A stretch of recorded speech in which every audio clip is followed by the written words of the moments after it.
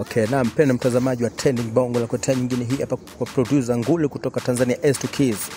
Amefunguka wazi kuhusu hamu yake ya kufanya kazi na msanii wa zamani ambaye alitikisa anga la muziki miaka kadhaa iliyopita, Bell9, Bell TZ.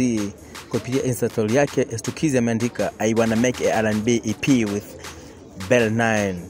Big songs only. Hii ni ishara kuwa producer huyu ambaye amehusika kwenye hits nyingi anataka kurudisha ladha ya muziki wa R&B na kwa kushirikiana na Bell9, msanii anayejulikana kwa sauti tamu na uandishi wa kipekee.